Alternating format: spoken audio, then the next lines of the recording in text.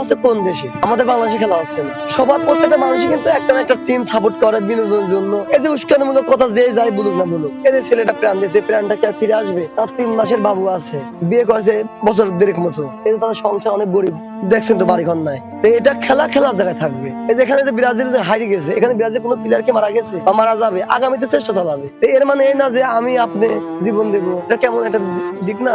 আমি মনে করেন সকাল 10টা 10:30 যখন বাজে তখন আমি শুনতে পারছি ব্রাজিল হারিয়ে গেছে। হারিয়ে যাওয়ার পরে একটা দুর্ঘটনা ঘটাইছে। আমি আইসি মনে করেন দেখছি, আইসি দেখি সবার কাছে শুনছে, কুষ্টিয়া নিয়ে গেল, কুষ্টিয়া নিয়ে যাবে এরকম অবস্থায় নিয়েছে। এটা তো মনে করেন মানি নেওয়া যায় না। এটা জায়গায় জায়গায় এরকম ঘটনা ঘটছে, এটা তো সরকারের পদ্ধতি নেওয়া উচিত। ঠিক আছে, জায়গায় জায়গায় বিভিন্ন জায়গায় ঘটছে, ঢাকার ভিতরেও এরকম ঘটছে। আমার এখানেও দেখেন এরকম অবস্থা, এখন মায়ের বুক খালি হয়ে যাচ্ছে। দেখেন কোন দেশে খেলা হয়। তো ব্রাজিল হারিয়ে যাওয়ার কারণে সেই খেলা দেখে এসে বাড়িতে আর কি শুয়েছে, ঘুমিয়ে গেছে।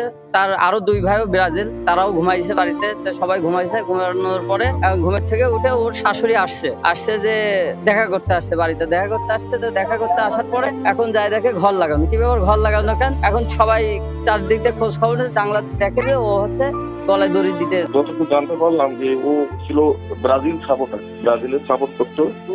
মানে তার পরিবারের লোকজন আছে দুই দিকে সাপোর্টার আর কি। ওই খেলাধুলা গতকালকে ব্রাজিলের খেলা হয়েছিল, খেলা হেরে গেছিল। তো সে মানসিক দিক থেকে বিপদগ্রস্ত হয়ে এসে সকালবেলা এসে সে রাত্রেও খায়নি, সকালবেলা ঘুম থেকে উঠছে, ওঠার পরেও সে একটু ফ্রেশ হয়ে একটা পারো থেকে আবার ঘুমায়। এবং ওই কোচিং খেলা আজ TK680 চলছে বড় পুরস্কারের বিশেষ অফার। অংশ নেওয়াও খুব সহজ। অ্যাপ খুলে অফারটি চেক করুন। যোগ্য হলে পান 500 টাকা ও 20টি ফ্রি স্পিন।